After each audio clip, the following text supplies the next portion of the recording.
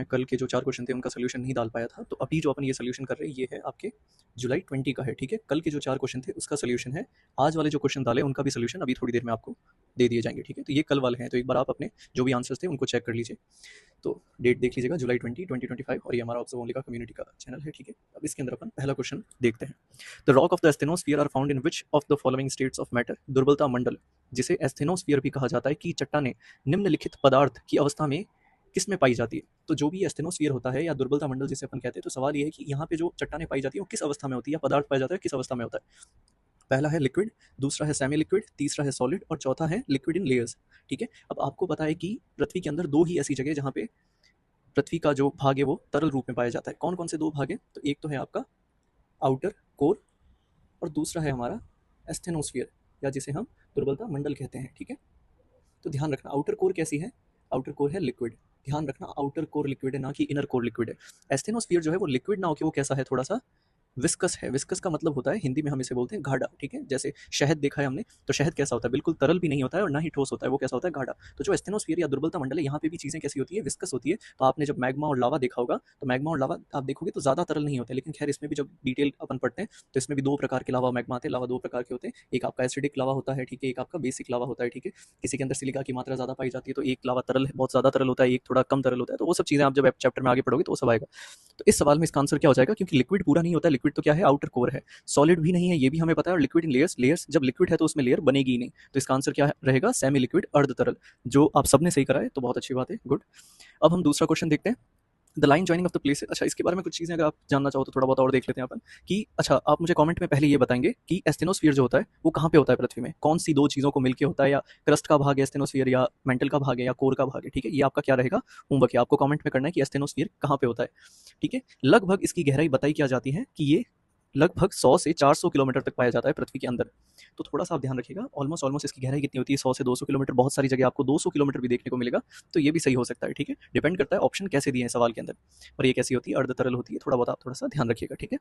अब हम करते हैं दूसरे क्वेश्चन को। दूसरा क्वेश्चन क्या है, क्वेश्चन बहुत ईजी है, लेकिन इसमें सीखने लायक क्या है, बाकी जो ऑप्शन है वो बहुत सीखने लायक है। The line joining the places with equal earthquake intensity is called.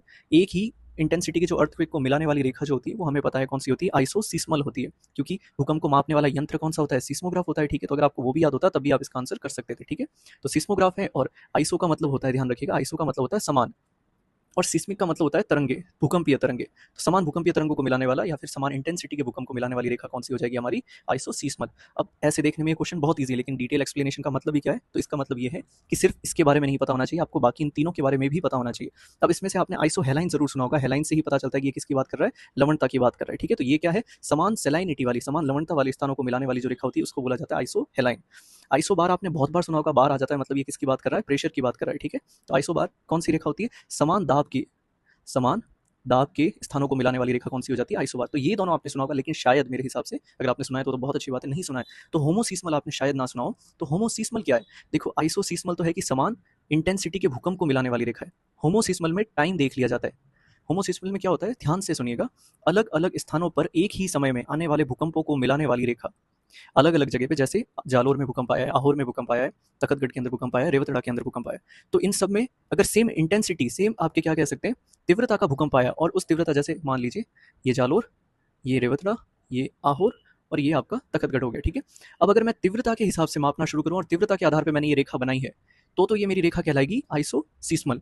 लेकिन अगर मैंने यहाँ पे तीव्रता ना देख के मैंने क्या देखा है, समय देखा है कि रेवतरा में भी 4 बजे भूकंप आया है, जालोर में भी 4 बजे भूकंप आया है, अहोर में भी 4 बजे भूकंप आया है, और तखतगढ़ में भी 4 बजे भूकंप आया है। तो अब मैंने क्या देखा है, यहाँ पे 4 बजे समय देखा है। अब अगर मैं समान समय पे आए गए भूकंपों को अगर मिलाने की कोशिश करूंगा, तो फिर उस लाइन को मैं क्या कहूंगा, होमोसिस्मल कहूंगा। तो ये बहुत अच्छा पॉइंट था, जो मुझे लगा शायद कि मैं ये जरूर आपको डिटेल बताऊंगा, शायद आपने ना सुना हो, तो इसको जरूर ध्यान रखना, ठीक है। देखिए, सवाल बहुत अलग कहीं से नहीं बनते हैं, सवाल यहीं से उठते हैं। अब ये वाला सवाल देखेगा कोई तो बहुत ईजी लगेगा, लेकिन अगर आपने बाकी चीज़ों पे ध्यान नहीं दिया, अब क्या होगा, ये सवाल आ गया, सब लोग कहते हैं कि हमेशा रिपीटेड क्वेश्चन आते हैं, पीवाईक्यूज आप ज़्यादा से ज़्यादा करो, कोई भी एग्जाम की तैयारी कर रहे हो, तो उसके पीछे रीजन यही होता है कि फिर जब आप उसका डिटेल एनालिसिस करते हो तो बाकी सारे ऑप्शन भी आपको पता होने चाहिए। तो एक सवाल से आपने आइसोसीस्मल सीखा, इसके साथ ही आइसो हेलाइन भी सीखा, आइसो बार भी सीखा, और एक नया शायद आया होगा, होमोसिस्मल। तो होमोसिस्मल जरूर ध्यान रखना, ये थोड़ा इंपॉर्टेंट हो जाता है। इसके बाद में हमारा अगला जो क्वेश्चन है, जो आपने शायद बहुत बार सुना होगा, इलास्टिक रिबाउंड थ्योरी जो है, सविंदर सिंह में शायद दूसरे या तीसरे चैप्टर में ही आ जाता है, इलास्टिक रिबाउंड थ्योरी किसकी है। तो ये फैक्चुअल सवाल था, एच एफ रीड महोदय हैं, इन्होंने इलास्टिक रिबाउंड थ्योरी दी थी, ठीक है, एच एफ रीड। तो थोड़ा सा आप ध्यान रखना, ज़्यादातर ये किससे है, तो ये भूकंप से संबंधित है, ठीक है। इन्होंने जो बताई थी थ्योरी, वो उसमें मेन फोकस किस पे था, इनका भूकंप पे था। तो ये ध्यान रखना। क्रोबर का भी, अच्छा अगर आप चाहें तो होमवर्क आपका क्या है कि आप होल्म्स ने कौन सी थ्योरी दी थी, डेली ने कौन सी दी थी और क्रोबर ने कौन सी दी थी, ठीक है। आपका होमवर्क ये है कि आप मुझे बताएंगे कि इलास्टिक रिबाउंड थ्योरी, या जिसे प्रत्यास्थ पुनश्चलन या प्रतिक्षेप सिद्धांत कहते हैं, वो तो एच एफ रीड ने दिया था, लेकिन आपका होमवर्क ये है कि होल्म्स ने कौन सी थ्योरी दी थी, डेली ने कौन सी दी थी और कोबर। कोबर की बहुत इंपॉर्टेंट है, ठीक है। आप जरूर बताइएगा अगर आपको नहीं पता है, ठीक है। अगर जो भी ये वीडियोस हम बना रहे हैं, अगर आपको आंसर नहीं पता है तो उसमें वापस आप कमेंट्स में ये लिख सकते हैं, क्योंकि आपकी ड्यूटी है, ठीक है। आप लिख सकते हैं कि सर वो होमवर्क हमें नहीं पता है, आप बता दीजिए, तो मैं आपको वापस बता दूंगा, ठीक है। तो ऐसा नहीं सोचना कि मुझे नहीं पता है तो अब आपको आंसर नहीं पता चलेगा। नहीं पता हो तो आप कमेंट में करिए कि सर होमवर्क बता सकते हैं आप, तो फिर मैं पूरा डिटेल में बता दूंगा, तो फिर आप याद कर लीजिएगा उसको हमेशा के लिए, ठीक है। तो डिटेल एक्सप्लेनेशन का सीधा सा मतलब चलो मैं अभी बता देता हूँ, लेकिन आगे से आप ध्यान रखेंगे, ठीक है। कुछ चीज़ें मैं बता देता हूँ कोबर की जो बहुत इंपॉर्टेंट है, इसलिए मैं बता देता हूँ। जियो सिंक्लाइन थ्योरी है, ठीक है। जियो सिंक्लाइन, जियो सिंक्लाइन जिसे हिंदी में बोला जाता है भूसन्नति, ठीक है। शायद आपने जरूर सुना होगा भूसन्नति का सिद्धांत, ठीक है।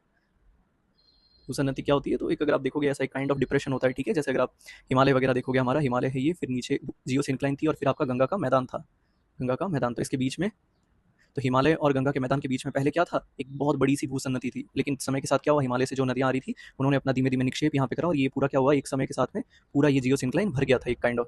तो आज की डेट में क्या बन गया, गंगा ब्रह्मपुत्र का मैदान जो बहुत ज्यादा उपजाऊ है। तो उपजाऊ क्यों है, क्योंकि हिमालय से जो नदियां आ रही थी, नदियां हमेशा अपने साथ में कौन सी मिट्टी लेके आती है, जलोढ़ मिट्टी, जो बहुत ज्यादा उपजाऊ होती है। तो हजारों सालों से इस जमीन को किससे भरा है, उस नदियों ने जलोढ़ मिट्टी से भरा है। तो जब इतनी सारी जलोढ़ मिट्टी एक जगह होगी तो सीधी सी बात है ये जमीन कैसी होगी, बहुत ज्यादा उपजाऊ होगी, बहुत ज्यादा फर्टाइल होगी। तो सीधी सी बात है, इस वजह से हम कहते हैं कि यूपी, बिहार, हरियाणा, झारखंड, आपके पंजाब वगैरह में बहुत ज़्यादा अच्छी खेती होती है। तो उसका रीज़न यही है, ठीक है, क्योंकि ये कैसा एरिया, फर्टाइल एरिया, ठीक है। कोबर का मैंने बता दिया, जियो सिंक्लाइन भूसन्नति सिद्धांत। एटलीस्ट अब आप डेले और होम्स का आप मुझे बताएंगे, ठीक है। नहीं पता हो तो आप कमेंट में कर देना कि सर मुझे नहीं पता है, बता दीजिए आप। और 20 तारीख का जो आखिरी सवाल था, अच्छा सवाल था थोड़ा सा, ठीक है। कुछ स्टूडेंट इसमें कंफ्यूज भी हुए थे, तो कोई नहीं, अभी आप अच्छे से समझिए इसको, ठीक है। सवाल फिर से वही बात करिए, किसकी थ्योरी की बात करा है, इलास्टिक रिबाउंड थ्योरी, जो अभी अपन ने ऊपर देखी थी, ठीक है। और उसका आंसर भी सीधा सा आ जाता है, इलास्टिक रिबाउंड थ्योरी।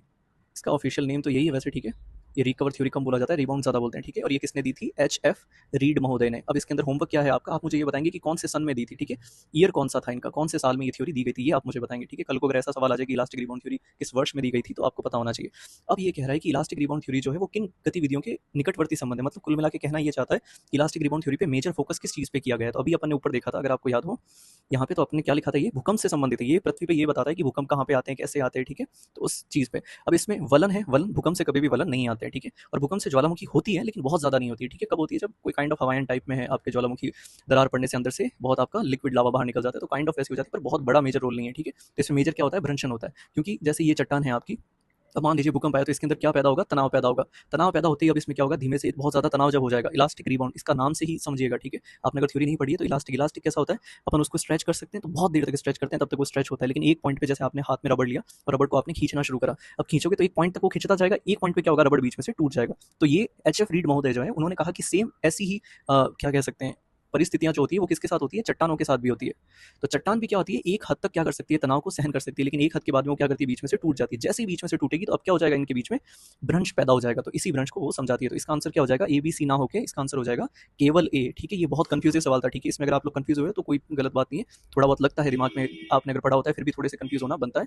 तो अच्छा सवाल था ये, ठीक है। तो इसमें ध्यान रखना, अब आपको पूरा अगर कंसेप्ट समझ में आ गया तो आगे से आपको रटने की जरूरत नहीं पड़ेगी, हमेशा आपको याद ही रहेगा। तो इसका आंसर क्या हो जाएगा, भ्रंश की बात करते हैं। तो इसमें भ्रंश भी आ सकता है, अगर भ्रंश की जगह पे भूकंप आया होता तो ध्यान रखना भूकंप भी हो सकता है, और भूकंप कहीं और जगह दिया होता तो भ्रंश और भूकंप दोनों आंसर होता। तो ये भी चीज़ आप ध्यान रखिएगा, ठीक है। तो ये हमारे 20 तारीख के 4 क्वेश्चन थे। अभी थोड़ी देर में आज के जो मैंने 4 क्वेश्चन दिए उनको भी अपलोड कर दिया जाएगा, ठीक है। तो ये जरूर देखना, ये वाली वीडियो शायद मुझे लग रही है कि अभी तक की सबसे इंपॉर्टेंट होगी, क्योंकि इसमें काफ़ी सारी नई चीज़ आई है जो शायद शायद काफ़ी सारे बच्चों को नहीं पता होगी, और अगर पता है तो बहुत अच्छी बात है, ठीक है। ये वाली वीडियो जरूर देखिएगा आप डिटेल में, पूरी की पूरी, और अच्छे से समझिएगा हमेशा के लिए। इससे रिलेटेड अब कोई भी सवाल है तो आपके गलत नहीं होना चाहिए। चलिए ठीक है।